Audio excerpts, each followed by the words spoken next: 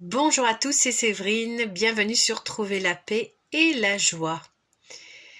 Aujourd'hui, je voudrais parler de la situation en Terre Sainte et essayer en fait de proposer des pistes chrétiennes car je pense vraiment que la solution en fait elle est là, elle est dans le Christ Jésus. Il se trouve que je connais la situation en Israël et en Palestine même si je ne suis pas une spécialiste, mais je l'ai vécu de l'intérieur. J'ai été dans un kibbutz, j'ai été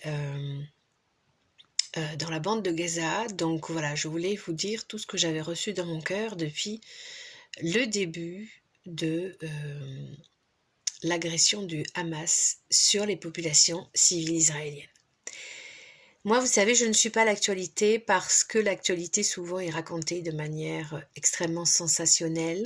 Il n'y a pas souvent assez de recul, assez d'informations objectives. Donc en fait, j'ai décidé de ne pas suivre l'actualité. Et en fait, je la suis essentiellement par le biais des réseaux chrétiens. Et là, ça n'a pas été différent puisque c'est donc dimanche à la messe que j'ai appris du diacre que la situation était explosive en Israël. En entrant, je me suis renseignée.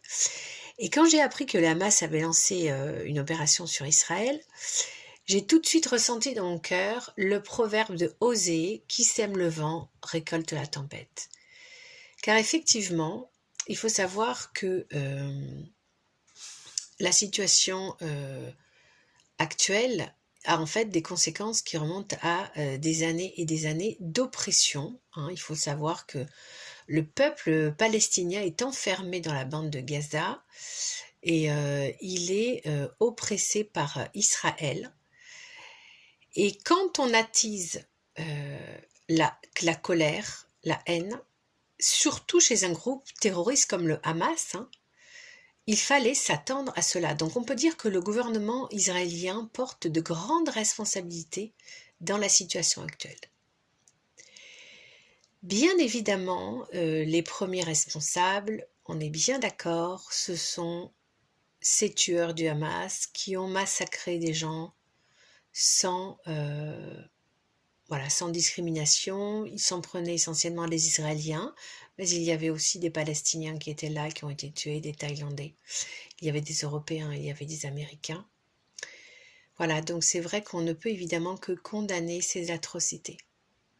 Israël a donc défendu son territoire très vite, parce que moi, donc, je vous avais parlé de ce que j'avais ressenti dans mon cœur, donc j'avais eu ce proverbe de Osée qui m'était venu en tête, et puis après l'intelligence avait pris le dessus, et je m'étais dit, mais c'est une folie, comment le Hamas peut-il, ils étaient 1000, 2000, espérer vaincre contre une armée de 300 000, ça n'a aucun sens. Donc moi j'ai vraiment senti le côté suicidaire de ces attaques. Ce sont des attaques pour moi kamikazes. Donc Israël finalement a écrasé le Hamas très vite, ce qui était évident vu la supériorité du nombre. Voilà, 300 000 contre 2000. Les combattants du Hamas ont été tués, comme l'armée israélienne l'a révélé. On a retrouvé leurs cadavres un peu partout en Israël. Et à partir de là, les choses auraient dû s'arrêter dans la violence. Et au contraire de cela, on a été dans une escalade de la violence. C'est-à-dire que le gouvernement actuel israélien n'a pas appliqué la propre loi du talion. La propre loi du talion chez les Juifs, c'est œil pour œil, dent pour dent. Donc là, eh bien, tous les assassins ont été tués. Donc on aurait dû s'arrêter là, essayer de commencer à réfléchir, à se réunir, à entamer des pourparlers, des négociations pour libérer des otages, car il y a quand même des otages qui sont disséminés un peu partout dans Gaza. Et au lieu de cela, le gouvernement israélien a décidé à céder à la tentation, c'est vraiment ça, céder à la tentation de répondre à la haine par la haine. Et ils se sont mis à bombarder Gaza en ciblant des populations civiles. Donc ça, c'est un véritable crime de guerre qui est dénoncé d'ailleurs par l'ONU, qui essaye de faire venir, ouvrir un corridor humanitaire. Donc il faut que l'Égypte accepte car la seule façon de faire rentrer dans Gaza un corridor humanitaire, c'est par le poste frontière de Rafah, où j'ai eu la chance d'habiter il y a de nombreuses années, quelques jours, et je vais vous en parler dans quelques instants. Il faut que l'Égypte ouvre ce poste frontière et accepte que l'aide humanitaire rentre par chez eux, avec évidemment le risque que de nombreux Palestiniens qui ont été chassés s'installent en Égypte, ce que les autorités égyptiennes ne veulent absolument pas. J'entends dans de nombreux médias anglo-saxons qu'Israël est totalement légitime en bombardant Gaza, mais c'est faux parce que l'ONU a dit que, en fait, les populations les cibles qui étaient visées dans ces bombardements, c'était essentiellement des populations civiles. Ce n'est en aucun cas le Hamas. Voilà. Donc, c'est très dangereux ce que fait Israël. C'est un crime de guerre de bombarder des populations civiles. C'est dans le code de guerre de l'ONU. Israël fait partie de l'ONU, donc Israël doit respecter ses lois. Donc vraiment, je tenais à souligner cela. La situation des populations palestiniennes est catastrophique. Ils n'ont quasiment plus d'eau, plus d'essence, plus rien. C'est-à-dire que comme les bombardements continuent, les ambulances ne vont bientôt plus poursuivre, et si ça continue, une organisation humanitaire a dit, donc l'organisation humanitaire ne prend parti ni pour l'un ni pour l'autre, elle est là pour les victimes, qu'il fallait absolument laisser rentrer par le biais d'un corridor humanitaire tous les vivres nécessaires, les médicaments, l'essence pour les ambulances, sinon là, il ne ferait que signer des certificats de décès. Il y a à peu près 60 enfants palestiniens qui meurent chaque heure en ce moment. Où est la défense là-dedans? Et vous voyez le problème, il est là. C'est que si notre Christ descendait sur terre à ce moment-là, il serait vraiment en colère, évidemment contre les gens du Hamas pour avoir fait ces atrocités, mais aussi contre le gouvernement israélien, qui a une grande part de responsabilité dans cette situation et qui maintenant bombarde des populations civiles innocentes. Jésus, vous voyez, c'est là que nous, les chrétiens, nous avons un rôle à jouer. Alors, notre rôle à jouer, c'est de rappeler quelle est la loi de Dieu. La loi de Dieu, ce n'est plus la loi du talion. Dans un premier temps, Dieu avait fait alliance, la première alliance avec le peuple israélien. Puis, Dieu s'est rendu compte que le peuple, la maison d'Israël avait en fait commis beaucoup de manquements, s'était éloigné de Dieu. Donc en fait, Dieu a décidé de créer une deuxième alliance par le sacrifice de Jésus, et cette fois-ci qui concernait non plus un seul peuple élu, mais toute la terre. C'est-à-dire que Jésus est mort pour que tous, Palestiniens, Israéliens, musulmans, chrétiens, juifs, athées, etc., nous puissions tous connaître le royaume de Dieu. C'est ça que Jésus est venu apporter. Il faut savoir que 20% de la population palestinienne est chrétienne. Donc en fait, nous, ce que nous devons faire en tant que chrétiens, on ne prend pas parti ni pour les uns ni pour les autres, on prend le parti de la paix et de l'amour parce que c'est ça, être chrétien. Jésus a dit, si on te frappe sur la joue droite, dans la joue gauche. Alors ce n'est pas facile, c'est exigeant, mais on peut y arriver avec l'aide de Dieu. Prenons l'exemple de la France. Nous avons été en guerre 3 fois contre l'Allemagne, et au bout d'un moment, nous avons dit stop. Nous avons signé un traité de paix définitif, et maintenant, la France et l'Allemagne sont les meilleurs partenaires sur le plan politique et économique. Donc oui, c'est possible. Oui, la paix est possible entre Israéliens et Palestiniens. Oui, il est tout à fait possible que 2 États qui se sont entretués pendant si longtemps, eh bien, il est tout à fait possible que ces États vivent en paix. C'est possible. Prenons aussi l'exemple de l'Afrique du Sud, où quand Nelson Mandela a été libéré après 27 années de prison, est-il ressorti, Nelson Mandela, rempli de haine envers tous ces Blancs qu'il avait torturés, qui avaient torturé son peuple, qui avaient commis ces exactions ignobles de l'apartheid, il n'est pas sorti rempli de haine, il est sorti rempli de sagesse, parce que pendant ces années de détention, il avait appris à connaître l'ennemi, à essayer de le comprendre, de parler sa langue, et il a décidé qu'il fallait pardonner. Il a institué avec Desmond Tutu, donc l'évêque de l'église anglicane d'Afrique du Sud, ils ont institué la commission Vérité et Réconciliation. C'est-à-dire que toutes les personnes qui avaient commis des crimes pendant l'apartheid, tous les Blancs qui avaient commis des crimes contre des Noirs, devaient se dénoncer eux-mêmes et en fonction de la gravité des faits, ils iraient en prison ou ils seraient amnistiés.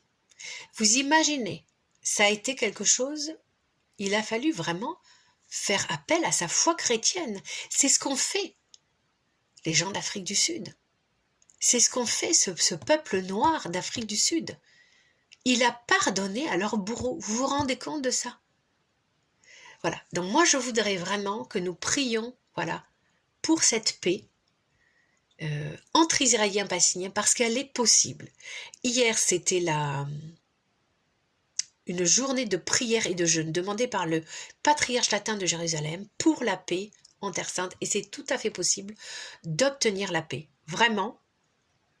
Donc nous prions et nous rappelons quelle est la loi de Dieu. La loi de Dieu, c'est « à la haine, je réponds l'amour ». Jésus sur la croix, il a pris toute la haine possible qu'il pouvait imaginer. Toute la haine, il a pris.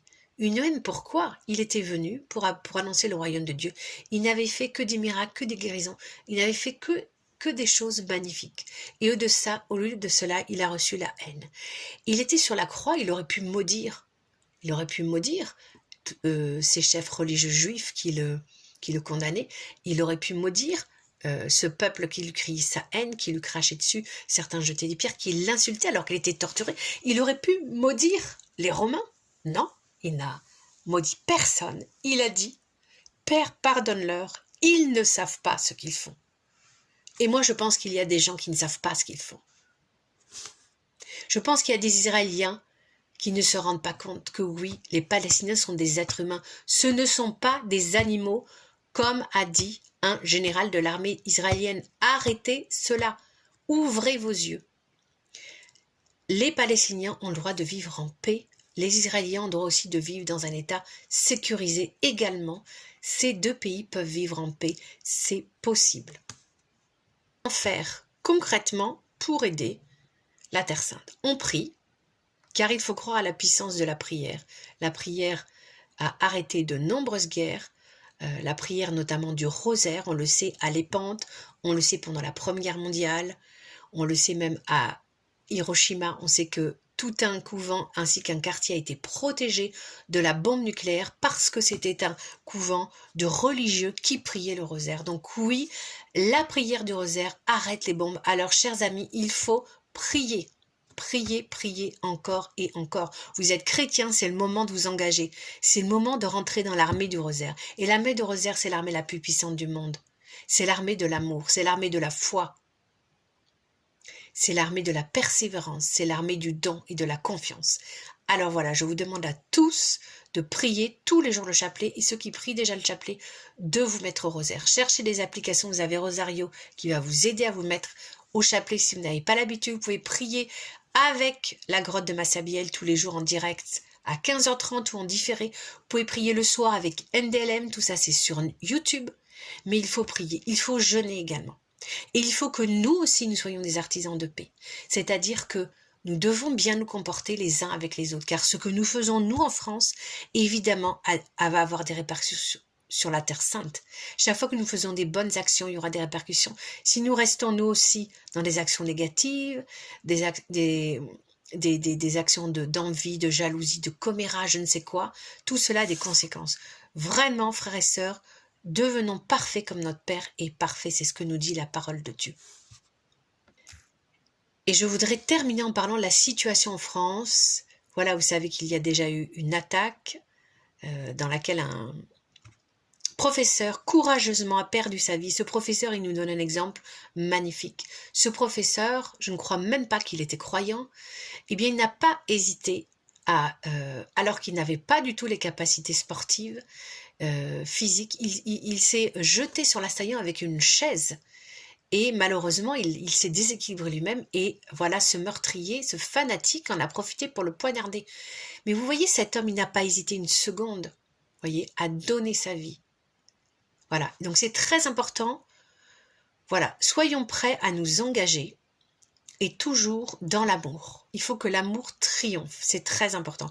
Ne laissons pas ces terroristes, que ce soit Al-Qaïda, Daesh, qui veulent créer un choc des civilisations. Eh bien, nous allons donner le choc de l'amour, comme disait merveilleusement ce père qui avait perdu, ce mari, pardon, qui avait perdu sa femme au Bataclan, tué par les terroristes, inspiré par Daesh. Eh bien, il a dit, vous n'aurez pas ma haine. Eh bien, nous aussi, nous choisissons.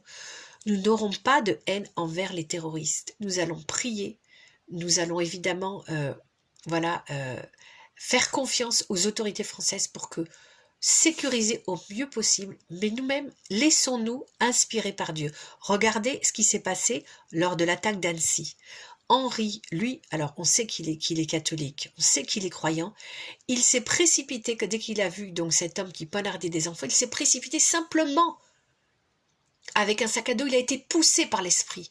Donc vous voyez que ce qu'on ne peut pas faire sans l'esprit, avec l'esprit, oui, on peut mettre à terre des terroristes. Donc c'est le moment de nous engager dans l'armée du rosaire qui va nous donner une force pour rester vraiment dans l'amour, la prière, le jeûne, dans la confiance au quotidien. Voilà, bon, j'espère que cette vidéo vous aura donné beaucoup de force, beaucoup d'espoir et n'oubliez pas, nous avons un rôle à jouer. Nous avons à apporter le message de Christ qui est un message de miséricorde, qui est un message de pardon, qui est un message d'amour, car oui, l'amour avec un grand A vaincra. Soyez-en sûrs, frères et sœurs. Merci de liker, de partager et on se retrouve vendredi. À très bientôt, soyez bénis.